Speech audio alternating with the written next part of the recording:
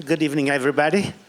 Thank you very much for being here, and you're a really huge number of people, which is well deserved by Paul. Paul is, as you very well know, an Irish writer, a novelist, and of course a winner of the Booker Prize for 1923 with his fifth novel, Prophet Song.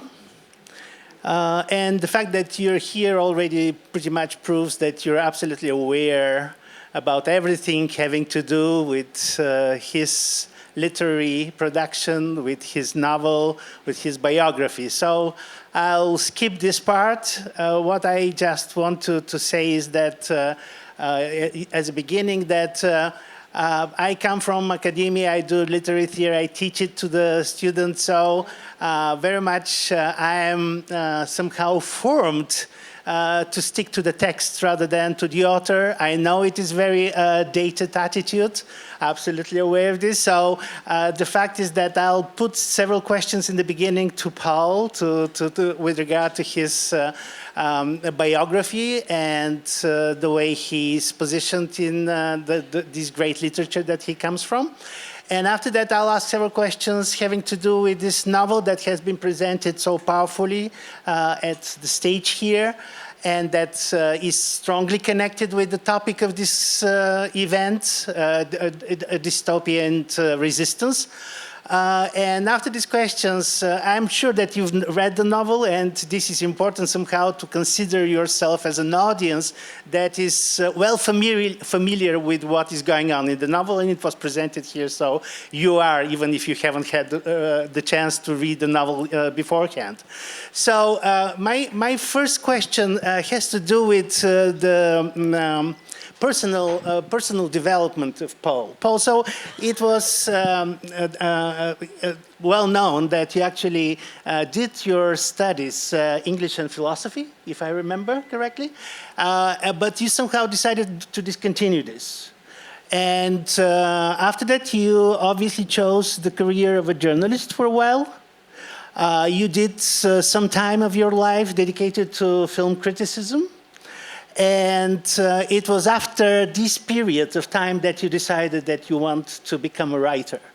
And I was wondering whether there is a kind of a Bildungsroman in this development from university level, after that, the journalism, cinema critic, and after that, coming to the writing. Thanks, Dimitri. You know, it's great to be here. It's great to be in Sofia. It's my first time coming to this country, so it's a thrill for me to be here before you. And by the way, I'm generally quite happy to stick to the text and to stick to the ideas and to leave me out of it. Sometimes I think I'm not that interesting, but I have to talk a bit about me, so we'll do that. Yeah. That's it over. That's the bit about me over now, so we'll move on. No. Where do I start with this? I think, you know, there are people in life who choose what they call the right-hand path. You go to school, you get your grades. You go to university, you get your grades. You get your career, and you do everything. You tick the boxes. And then there are those who do the left-hand path. I had no idea, but I was a left-hand path person. And nobody took me aside. They just said, "You're nuts, you're a renegade. Why are you dropping out of university?" My mother nearly pulled all her hair out. But what happened was I started freelancing for a national newspaper in Ireland called the Sunday Tribune. And it happened because I just knocked on the door and kept turning up and kept saying, "Can you let me in for a little while?" And just let me in. And so they let me in, and I went to the sub-editor's desk. And I started doing a little bit of sub-editing. Mm-hmm. And then they said, "You know what? We're going to bring you back in the summer." And I came back in the summer, and I never left. And I was 19. And I look back on that. It's very strange to have that sort of direction going on in your life. You know, I was not somebody who was very disciplined. I was not somebody who was very ambitious at all. I would describe myself as... I can't believe this. No, seriously, like I had very low confidence. I had done very badly at school. I'd grown up in a very rough, tough place. And I was just sort of moving unconsciously through life. And I was not even participating in university at that time. I was there, but I was not doing any work. And I was disconnected from English as it was being taught. I couldn't understand what a Marxist interpretation of Shakespeare had anything to do with Shakespeare. I was completely fucking baffled. I was there because I love literature, and I was interested in a very simple approximation, which is very complicated, of what Keats called truth and beauty, aesthetics and meaning. And instead I got something completely different. I just got different forms of politics and suspicion about literature, and I just hated it. And so I dropped out, and newspapers was exciting, and I did that. And I look back now, and I can see what was happening. I just wanted to work with language. I wanted to work with words. I wanted to be in the coal mine every day, chipping at it. And something happened without me even realizing it, that I was working as a sub-editor, so I was editing text every day and writing headlines and learning about control of language and tone and cadence and how language feels and just how it works. And without knowing it, I just got these thousands of hours through my 20s just editing other people. And then I was very frustrated. Some part of me was frustrated because I was not writing at all. I wasn't even writing journalism. And then I was asked to write a book review one day by the book editor. She just knew, and she came over to me and she said, "You're going to review this." And I had no say in it, and I reviewed it. And then the next week she came back over and she said, "That was a really wonderful review. You're going to do more book reviews." It was a book review first. It was a book review first. And then the cinema, I was also a very serious film fan, and I covered for the film critic one week, and then he came back and he said, "You know what, I want you to cover for me when I'm away." And then I ended up replacing, he retired and I replaced him, and then I was properly a writer for the first time. And again, all the time, in that writing, underneath that writing, was something else, pushing through. And it took me time to figure out that I was a writer. And so you didn't consider yourself a writer, being a journalist, being a literary cinema critic? You know, it's funny because this is into semantics, but I would have said I'm a journalist, but I wouldn't have said I'm a writer. I didn't think of it as being a writer. I always had this idea that literature is something very special, that it was up there on the top shelf, and that why would I commit to doing something that I'm not going to measure up to that? Why would I write something that's going to fail to measure up to the great novels that I've been reading all my life? I just couldn't conceive of it. I just didn't think that I'd ever be a writer. And yet in the newspaper, I was surrounded by people who were openly talking about their aspirations, their ambitions to be a novelist. And so I didn't even tell anybody when I started writing. I kept it silent. And so I was 30-ish when I started writing fiction. Mm-hmm. And it's a strange story, and I realize I'm still talking about myself, but tough luck at this point. It's I have the microphone. But I actually had, a Joycean epiphany. I had one of those lightning bolt moments, and I realize now, looking back, that it was one of those interventions from the sort of higher self, the higher mind, that I was at peak frustration. I kind of hated my life in a certain way because there was something deeper that I was not listening to. I was not connecting with some deeper aspect of myself. And I was just shutting it out with being super busy, working 6 days a week, working all the hours. And I was in a taxi on the island of Lipari in Sicily, going up this hill. And suddenly I just had this, it was like a voice that spoke. And it just said, "You're meant to be a novelist. This is what you're meant to do." Now, the weird part of it is I'd never written any fiction before. And yet there was this certainty about it. And the direction was this clarity that even if it meant failing for 20 or 30 years, that would be the decision I would make. And I'm a big proponent of, the swerve. This idea that, someone once put it that when Satan was cast out of heaven and as he fell through the abyss, what would have happened if he had swerved instead of landing in hell? if he'd gone somewhere else. We all have the ability to swerve, to make that decision that takes us someplace else, but actually takes us to the place where maybe we're more deeply aligned. That was my swerve, and it completely changed my life.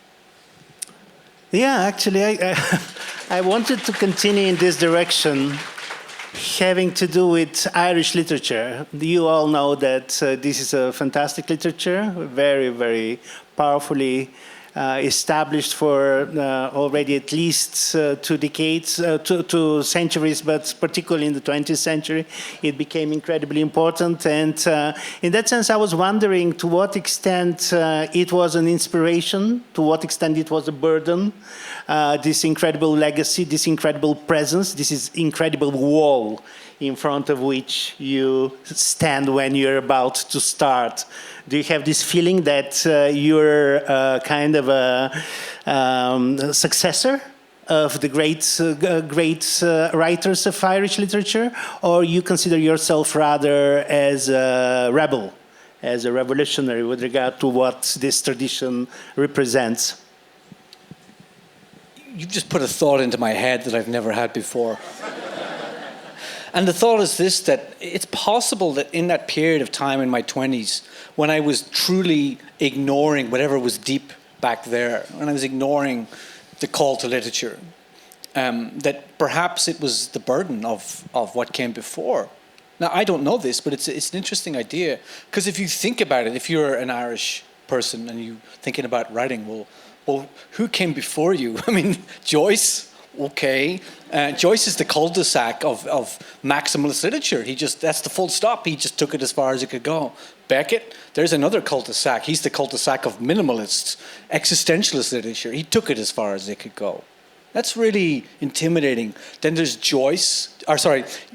Yeats is another cul-de-sac of the lyrical, of that profoundly intense beauty in the line.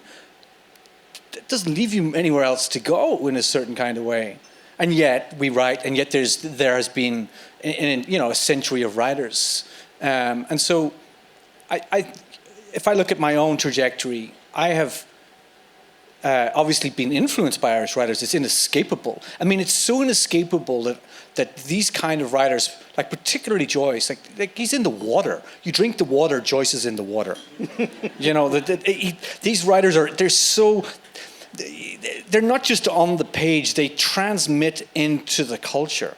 In the same way that Shakespeare has changed the English language, that he's in the language that we speak, that he shaped it. The same thing with Joyce in a certain way. There's just that feeling of something there, an emanation that's in the culture. And so the way is that the route that I found out of that really was to not write an Irish traditional literature, to get outside it. If you read my writing, it doesn't read like Irish literature in a certain kind of way. There's a very strong, it may belong, people think it's like very European, it's very continental. There's a very American influence in my writing. Could you develop a little bit on this? In which sense it is not like Irish literature? Because the way it sounds like Irish. Do you think so? Yeah. Okay, that's interesting. Because in Ireland they didn't get me at all for 15 years. They're like, this guy is, he is a renegade. That is the case, actually. Often when you travel as a writer, people see the Irishness in you that the Irish can't see. It's an interesting paradox. But, I've always drank deeply from the Southern Gothics, writers like Faulkner. Faulkner is hugely important to me. McCarthy, South American fiction. Juan Rulfo has been hugely important to me. There are many others in that tradition.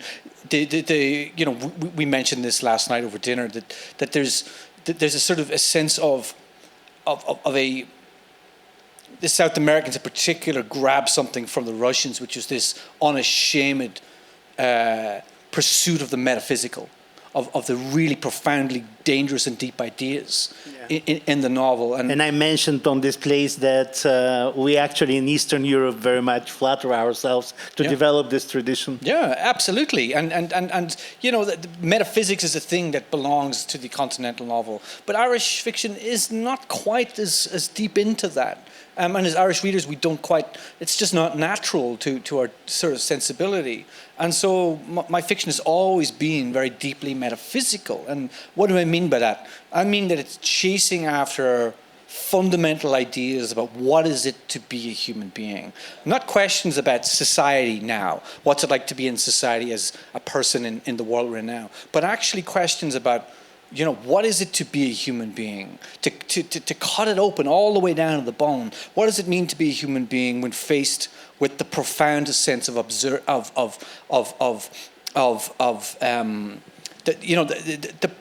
profoundest challenges that were met? How do we find dignity in profound adversity? How do we make sense of our lives? How do we arrive at meaning? Because everything is lost in life. Everything that we have, everything everyone we know, including ourselves, will pass. So impermanence is the condition. And I always felt that these questions they're eternal questions. They're built into the lineage of all great literature. But as a reader, I just felt that modern fiction was not engaging with that sufficiently. And I felt that was my route. Perhaps I don't even think it was a choice. It's just what arrived as I wrote. But as I started to consciously realize this is what I'm about, I started to own it. That the writing was, my novels were very metaphysical in nature. And this is what drove these stories. I see. Very interesting. I was wondering about this aspect that I would call like having to do with the title of your novel, Prophet Song. I was wondering whether you perceive yourself as a prophet with regard to something very particular. Actually, your novel was written in 2022. And in 23 happened the things in Gaza, in Israel. In 25th, we've had the beginning of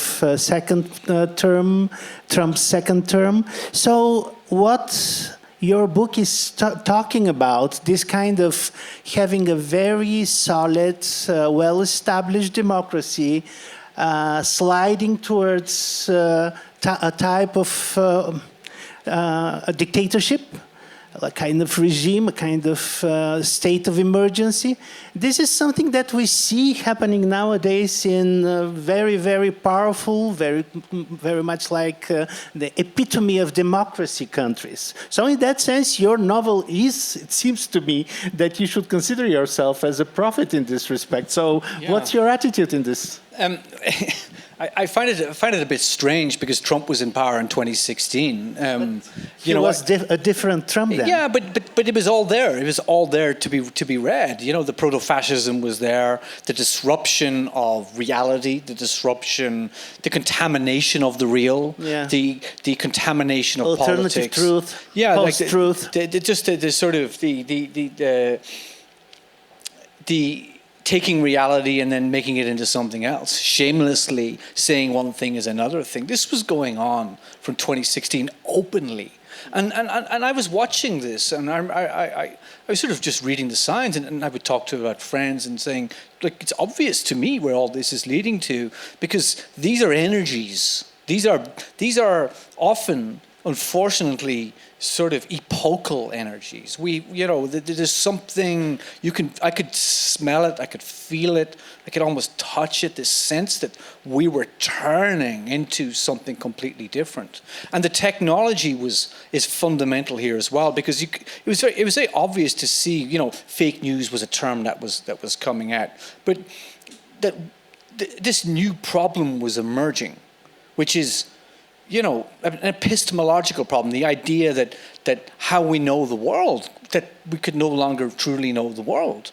That, for 500 years, the project was in the West was what we might call how to agree on objective reason. Newton came up those medieval steps, out of the dungeon, out of the darkness, and the other scientists around that time. And what they were doing was beginning to give us the things to build a science, to build a way of knowing objective reality. You know, at the time they believed in all sorts of magical thinking. You know, all sorts of, like, Newton wrote 1 million words on alchemy. You know, he just, like, and more witches have been actually have been burned during the Renaissance than during the entire period of the so-called medieval. Exactly, but from this period, they gave us skepticism and empiricism and these tools to build a sense of what the objective truths of the world are. Now, we cannot agree ultimately on what that will be. We will never get there. It's unknowable, and human beings are far too irrational to arrive at it. But it was a grand project, and it allowed us to build the peace. It allowed us to build some sense of civilization. There were, of course, have been disruptions, which we'll talk about. But it gave us an opportunity to arrive roughly at a consensus reality. And now we have a technology that's just completely atomized that. And so we're moving into a space where how I feel is the truth. You know, that what I see on my feed or disrupts my reality, disrupts my sense of any sense of establishment, any sense of expertise. I just go, that's like, there's no origin for this. I see it and I go, well, that must be true. It seems real. It's coming from somebody I believe to be true. And so all the old frameworks that we had for shaping, however problematic they were, they're all gone now. And so it's open season on the real. And once you start to see that, and you follow the logic of that, we're in deep shit. That's what's happening. And that's when I started writing this prophet song. And when I wrote the first page of this book, I had no conception of what I was doing. There was no rational act involved. I just wrote that first page. And the problem that I created was not a political problem in a way, even though, like, people think this is a political novel. I was not writing a political novel. I don't work that way. The political can be contained within the fiction. But for me, the problem of the real, the problem of reality, the real with a cap R, is far too complex to allow for a political fiction. Something bigger is going on in our lives. And so when I started writing that book, what's happening is she's entering into the labyrinth. She's entering into a problem of no longer knowing how to read reality, not knowing how to read what's actually unfolding on the grand stage around her, which is the structure of reality. And so that's what I started to work with in the novel. Yeah, I was wondering, because this is one of the most interesting things. Actually, I believe that many of you have read this novel, but this is a novel that couldn't be taken that easily for granted. It's a novel that is full of risks. It takes a lot of risks. And first of the risks that it takes is the one that it actually absolutely puts aside the, so to speak, political, social reason for what is going on in this democracy. So it is entirely, the entire focus is on the middle-class family and what's going on with it. So I was wondering, what was your impulse for this, somehow to put aside this aspect of political and social justification? It is obviously kind of a populist movement. It has to do with nationalism, but you purposefully put aside any kind of depth or clarity and detail with regard to their structure and reason. It was very deliberate. I knew exactly what I was doing, but it was very difficult to do that. It's very difficult to write with an antagonist that's shaping the reality field, but not identifying its politics, not identifying its ideology. So why? Why would you do that? Well, first of all, it's too bloody obvious to do that. Everybody else will do that. It's like, let's just pick the thing I don't like and I'll make them do that, and then we'll know what it is. As soon as you do that, the book becomes about that politics, and it's inescapable. It defines the novel and it limits it. But that's not how I work. What I'm looking to do is open the novel out into a mythic dimension, to create a universality. Eilish Stack at the center of this novel, like all of us, we don't live on the political stage. We live in our houses. We live in our homes. Eilish Stack is like, I'm Eilish Stack. is there enough milk in the fridge for my son who just drinks milk nonstop? This is just how life is. When you're holding down a career, you're minding kids, you've got a family, you've got parents who are aging. You're caught up in the complexity of modern life. The structure, the squeeze, which is very complex right now, including on top of that, the demands of being a person in this world where you've got kids going to school and you're getting 6 emails a day from the school alone, just from the school, trying to deal with that. Modern life has become very, very complex. How are you supposed to, at the same time, truly interpret, anticipate, and read the politics and anticipate that maybe we're actually sliding not from a liberalism, but into something much deeper. Maybe we're sliding into the abyss because this is what's happening in the novel. And so the focus of the novel is on the existential. It's on the personal cost of events. It's not interested in the political, because the fact of the matter is that the flags come and go, the ideologies come and go, but the mechanisms of oppression are always the same, and the outcomes of oppression are always the same. People get killed, families get torn apart, people disappear, the abyss opens up in society and swallows everybody, and it takes decades to get back out of that and to rebuild the peace. And so what the novel is actually discussing, fundamentally, what it's shaping, is a mythic reality of human life.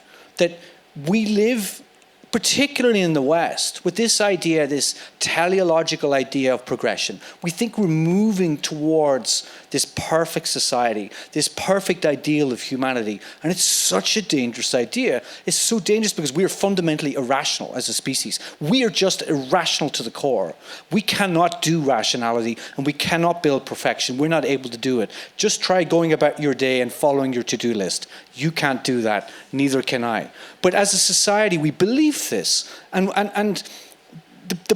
But the actual mythic structure of life through history is the peace, and then the contamination of the peace, and then collapse and destruction and abyss, and then a rebuilding of the peace, a reconstruction and memory and holding on to memory and civilized ideals, and then forgetting.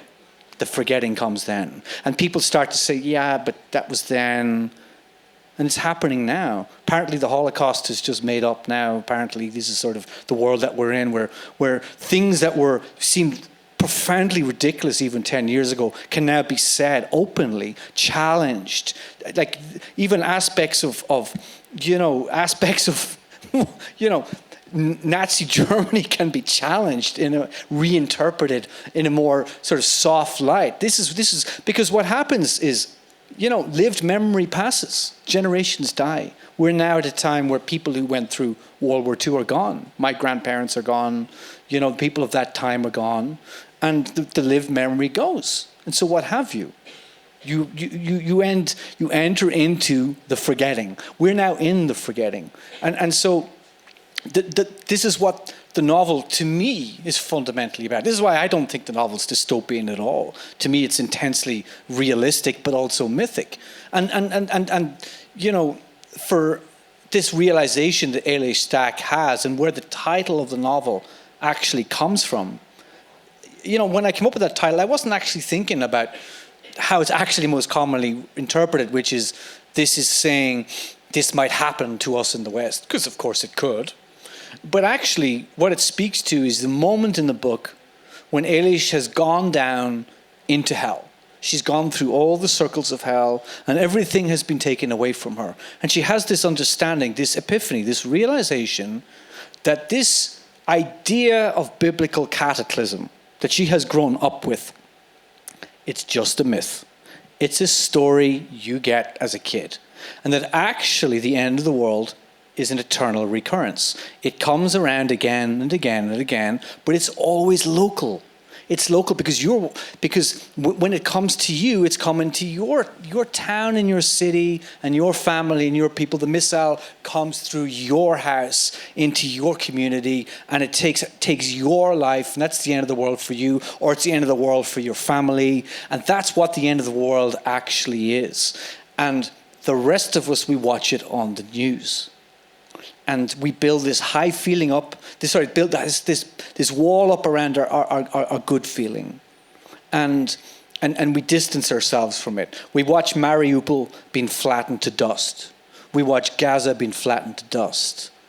And Lebanon now. Lebanon, we don't register it as what it is, which is an apocalypse.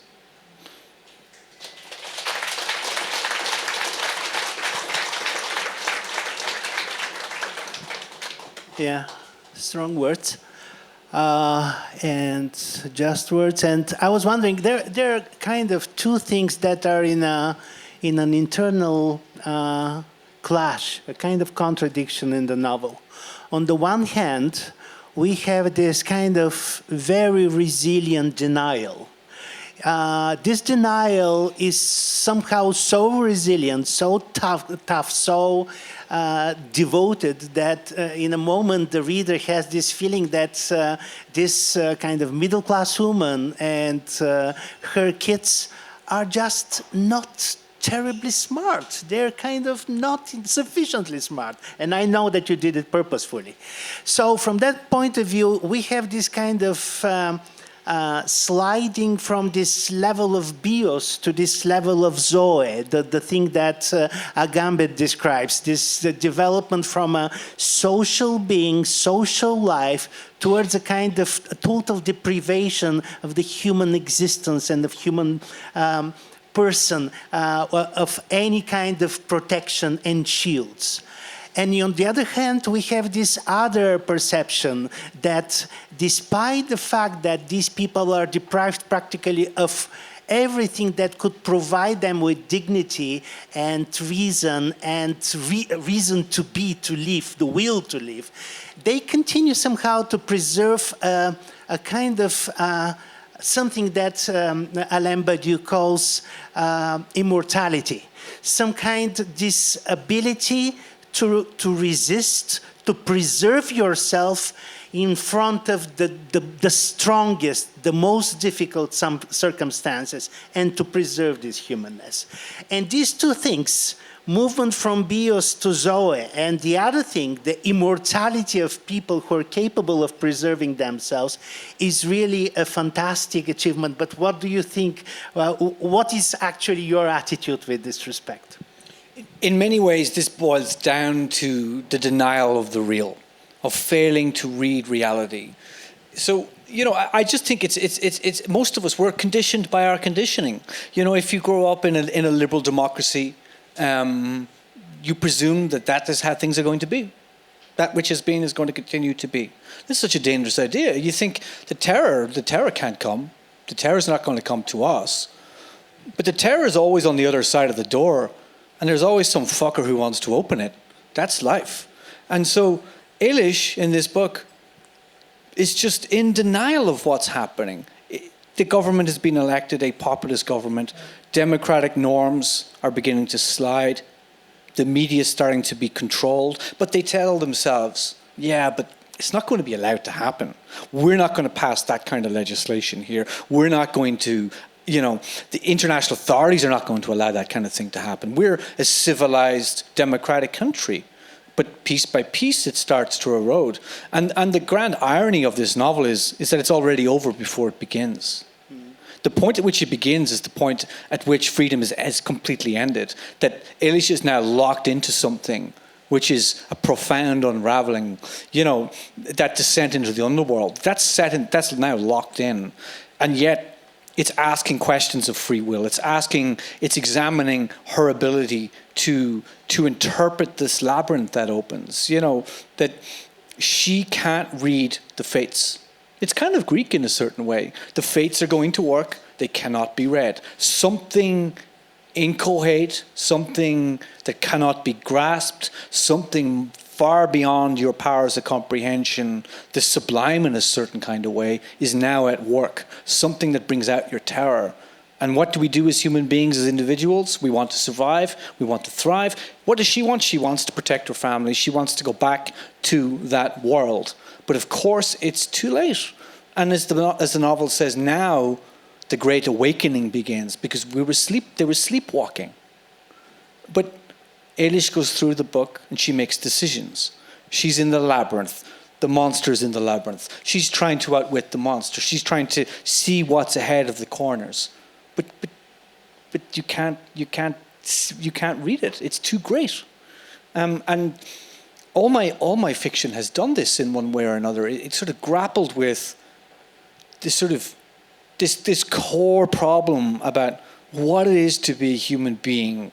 This sense that we seek a sense of dignity for who we are. All of us all of us have this imaginative, this infinite capacity of imagination.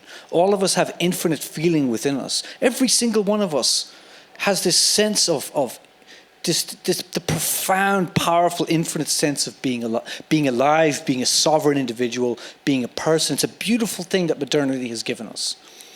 But what are we to do with it in a world that doesn't know it, doesn't listen to it, doesn't respond to it? It in a certain adjacent way, the problem is also philosophical, because if, like me and many others, you have no faith, but you feel this way, how are you to derive meaning? How are you to make sense of why you're here, who you are, why you get out of bed in the morning? Because all the old reliables are gone. This conversation is fundamental to my work, that the universe is not listening. It's silent. It's inalienable. It's just this grand indifference around us. But we're here, and we're moving through the space of our lives, seeking for dignity, seeking for meaning, and there's certain kind of what Thomas Mann called the nobility of the human spirit. That there is something quite beautiful in us that we can recognize, and we build civilizations out of it. This single little flame that's inside every one of us, that flame is foundational to the building of civilization. Because if I feel like this, then you feel like this. And if you feel like this, we all feel like this. That all of us suffer. That all of us are a universe of possibility and feeling. But we're in a time now where the recognition of that is starting to be dimmed. We start to, the problem of the tribal and the other was always there. It's built into us. It's our evolutionary inheritance to create the other, to see them as not us. But civilization somehow got beyond that. It's a very beautiful thing. But now we're decivilizing, and we're objectifying, and we're seeing people as other. We're also even seeing them as objects in a certain kind of way. I actually feel that. And so that's kind of part of the crazy grand project of the fiction that I write, is this clash of a character who is alive in the deepest way. How much aliveness is in a human being? It's a great question. And then confront that with the absolute horror, with the abyss, with whatever it is you want to confront it with. And something comes through out of that. Yeah. I got this impression while I was reading this book that it doesn't matter how many times you read this novel, it is not in, so to speak, in the development of the plot that the power of the book comes from. It is very much like an old ancient tragedy in which it is very much this empathy, this kind of cathartic perception of fear and sympathy, empathy, and at the same time, I'm not certain there is a catharsis. Only in this kind of ability, so to speak, to preserve this humanness to the end, this ability, so to speak, not to give up your bios. But it's pretty challenged up to the end. And what I really find very, very powerful, it's not only this sliding towards autocratic or rather totalitarian regime, but it actually goes to the civil war. And after that, it goes to the stage in which the character and the remains of her family are turned actually into refugees.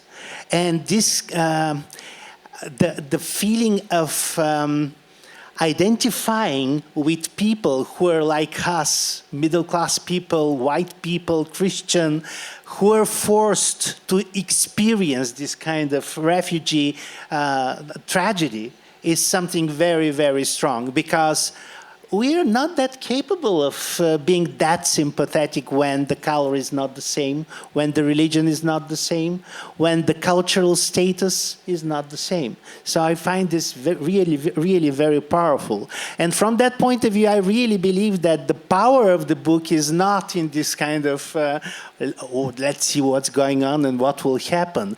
It is, in a sense, very much like a tragedy pre-given, that it is like the sense of doomed personal fate is very much there. So I don't know what is your attitude in this respect. Would you agree with this tragical, ancient tragical interpretation, or you very much insist on the plot? Because the other thing is that it is a strongly realistic, very, very up to the point, very dense and focused realistic writing. So these two things work very powerful from my perspective. The book is doing a huge amount of things all at once, all sorts of weird things. It is absolutely Greek in a certain way. You know, the tragic form fascinates me. I think 1, 2, 3, possibly 4 of my novels are actually deeply embedded with the tragic form. This idea of the locus of control, what you can control and what you can't control. It's a very powerful idea.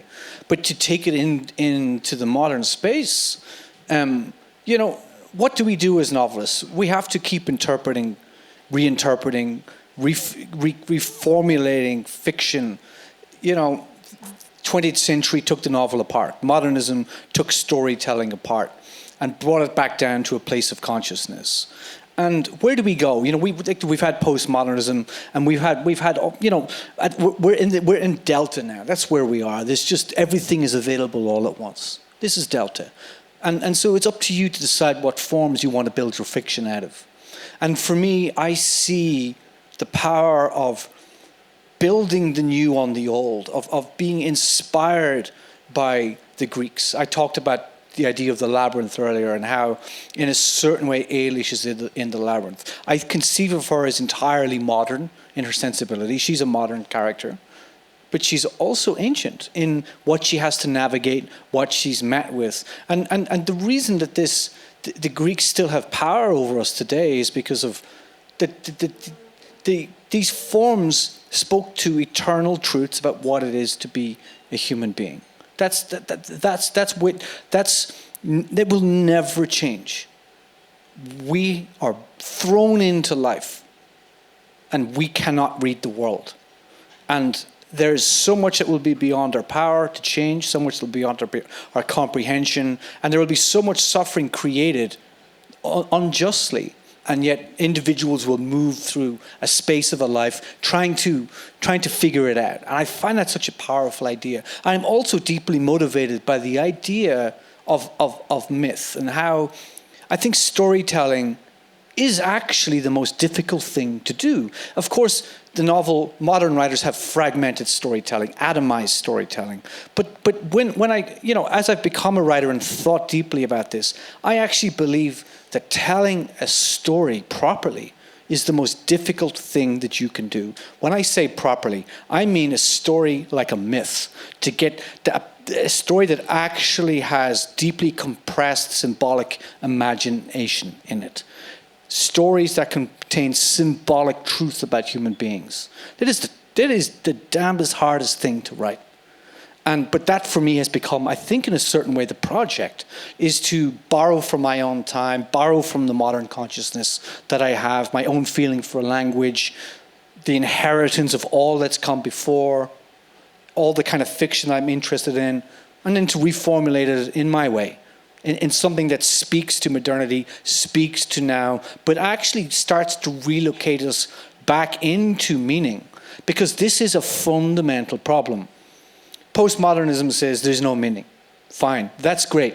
But here's the problem with that is I wake up and I suffer, and I need meaning to justify my suffering. It's a human truth.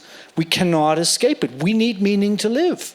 And how are we to create this meaning? fiction can occupy that space again. It can somehow within the meaninglessness, we can start to ask questions again about this. And I'm so fascinated by this. Beyond the Sea, the previous novel to Prophet's Song, it's just been published here, and that's a book that takes this problem head on in a certain way, because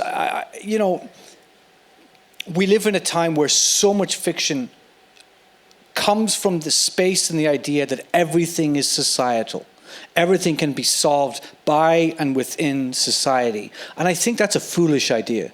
I think that there is so much of human nature that actually sits outside of society. And by which I mean, I call it the Robinson Crusoe problem. When he washes up on that desert island, he is no longer part of the structure that he's come from.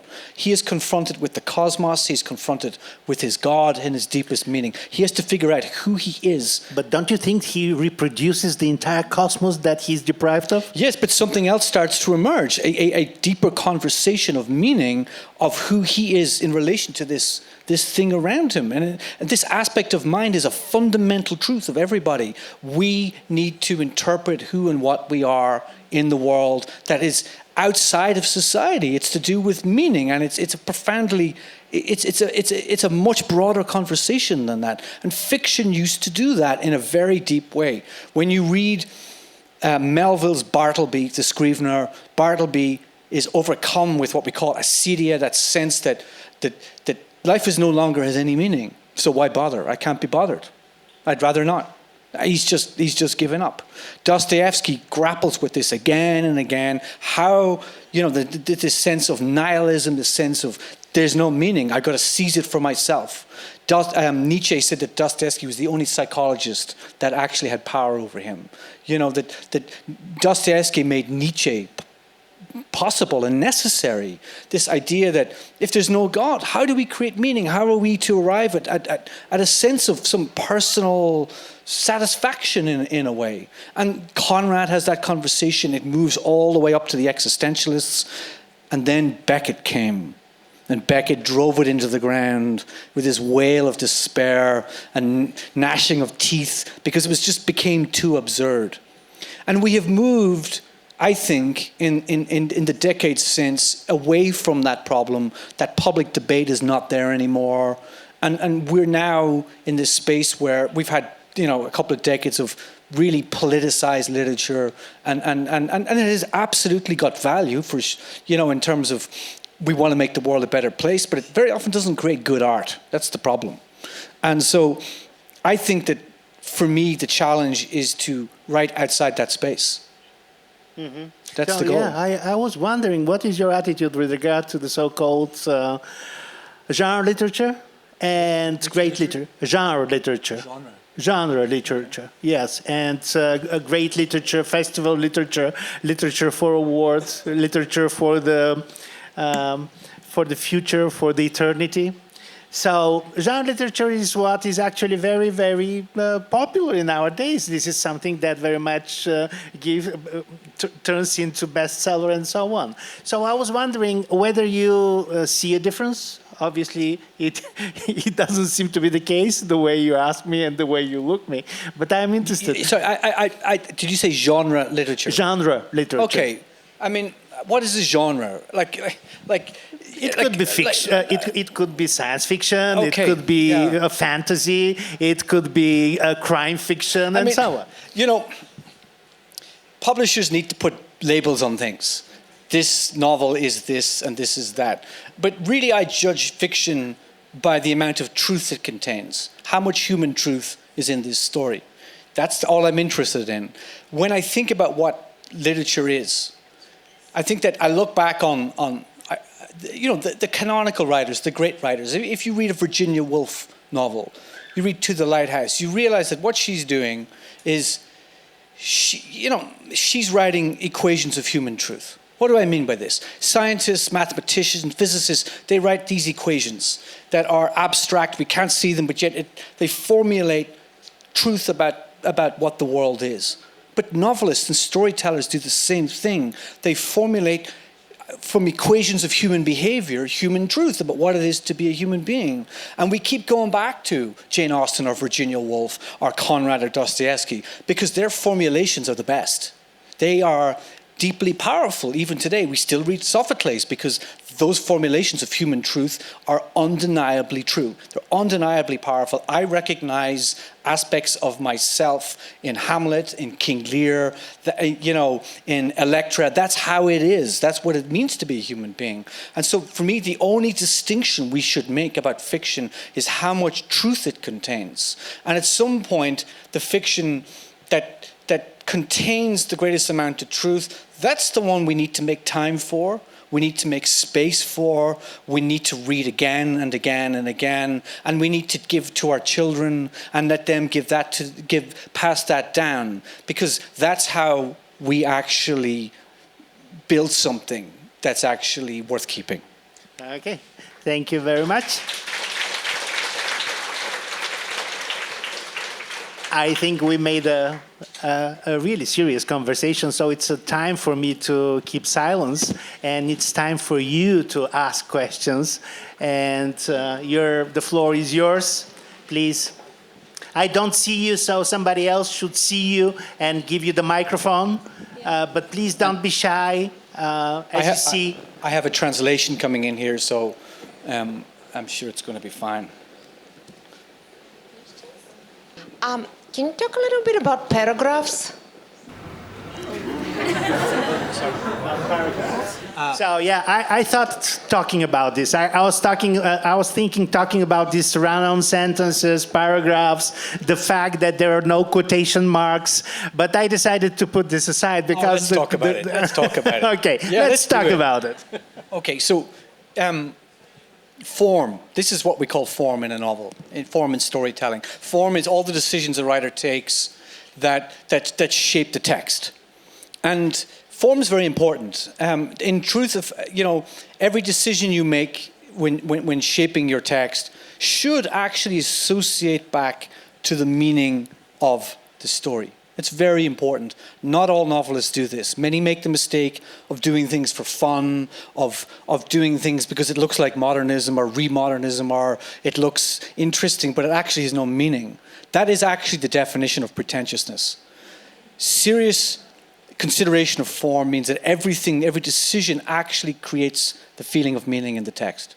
So when I started writing this book, there was no paragraphs. And I thought, this is very strange, because I usually use paragraphs. And I was listening to the book, and I said, can I put paragraphs in? And it said, no. So I put them in, and the book said, no. And you have to listen. And I started to understand. You have a lot of voices around you. Yeah. You get theatrical when you talk about your work over the way that I've had to talk about it. I'm in my third year in a certain way talking about this bloody book. But the book did not want there to be paragraphs because it wanted to create the feeling of lived reality. There are no full stops in life. There's no paragraphs in life. There's no paragraphs when you're caught up in an unwanted moment, when you're caught up in a trajectory that's pulling you along and you think you've got free will. This text creates claustrophobia. It creates the feeling of something stronger than the character, like a riptide pulling her out to sea. The long sentences are very important. Beyond the Sea is a book with short sentences. Prophet Song has a lot of long sentences. Why? It's written in the present tense. I wanted to create that feeling of complete immersion, that sense of deep realism. The sense of the now, the unfolding. This is, I've been meditating for a very long time, and I like to convey that feeling of actual awareness, of meeting the moment as it unfolds. Virginia Woolf talked about moments of being. We all have them, where you suddenly just enter into the flow of life. You're just in it, and you're not narrating it. You're not conscious of it. You're in the feeling of life. When you create that on the page, the reader enters into the character and something happens. But at the same time, those long sentences pull the reader into the terror, into the thing that's grabbing her by the throat. And so you start to feel her pain for yourself. When we watch the news, we feel sympathy. When you read a novel, empathy becomes possible. The feeling that you're feeling their pain for yourself. With Ailey Stack, I wanted to make that empathy almost total, inescapable, radical empathy, that you are so caught up in this space. It's only her story. It has to be only her story, because if you pull out of that, something is lost. You enter into that with a kind of totality to feeling. Then what she experiences is going to burn a hole through you. And so what she has to stare into, and she stares into the abyss, you will stare into the abyss too. And so that's the form of the novel. That's why it's written the way it's written. Mm-hmm.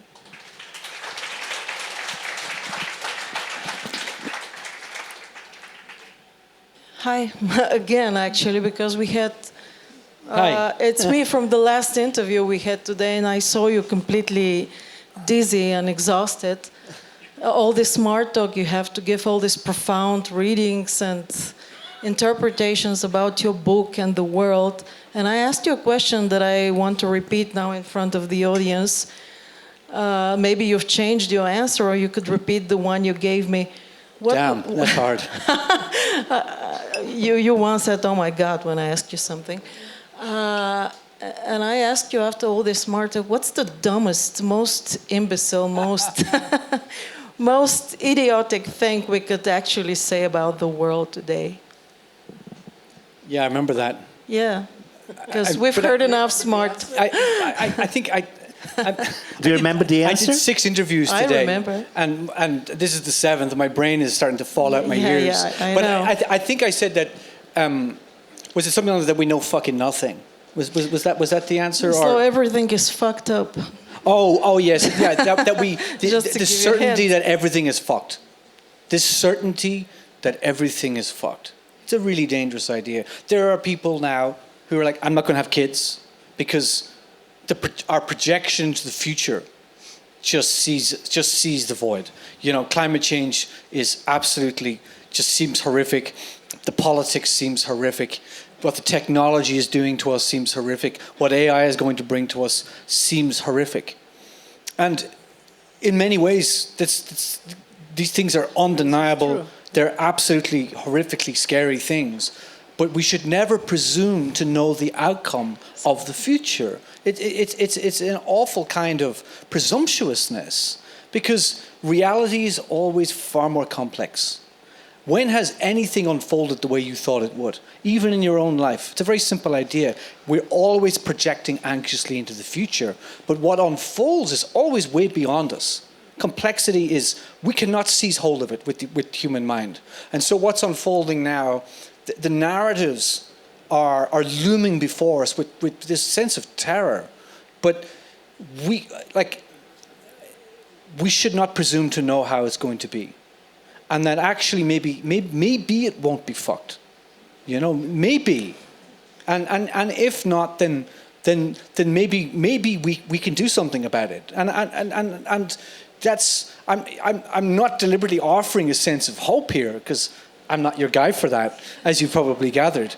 But at the same time, it's an interesting idea. Don't presume to know the future. It may be fucked, but maybe it's not also. Maybe there's something else there for the taking. That's a hubristic idea. It is hubristic, exactly. We're the same age, so everything is fucked up sounds like the name of a punk album, but I think we're old enough to have outlived that. He looks like a rock star. You see him. Yeah. One last question. Over there was a hand, and we are over. Hello. We live in some bad times that it is very easy for people that they are leaders to say that they can erase whole civilizations, whole states, whole people. So I would like to ask you that, do you think that after these 2-3 years of this horror that happens in Gaza, as you said before, it's time to call it in Palestine, because these people that they live in Gaza, they are not Gazians, they are Palestinians, and they are erased as we all know from the map. So I think that maybe it's better to start in public, called Palestinians, and not just Gaza. It's not Israel against Gaza. This was my question, and with some comment. Thank you very much.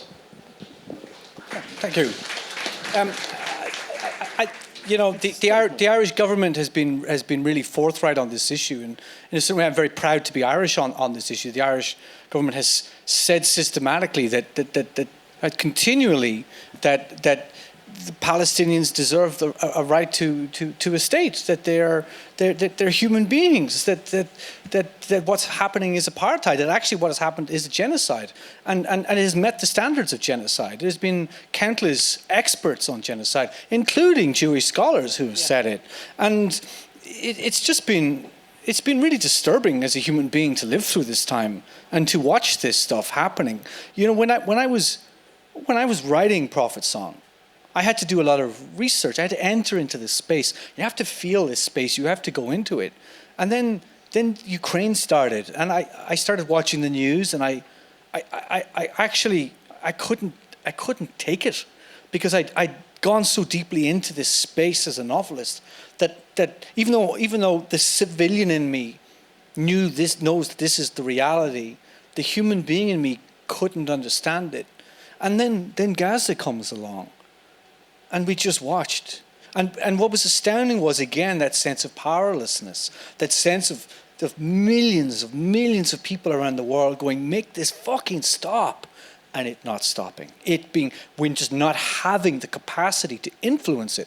It's you know, I remember when I was in Warsaw and seeing pictures of Warsaw after World War II, when it was completely rubble. It was just flattened. And there's pictures of Gaza that are exactly the same. And I used to think this could never happen again. But of course, it has happened, and this is the point of my novel. This is what we do again and again and again. It's the tragic flaw in human beings, and it makes me sick, frankly. But there you go.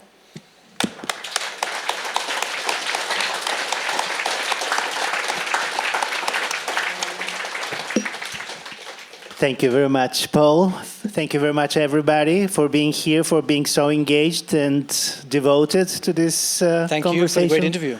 Thank you.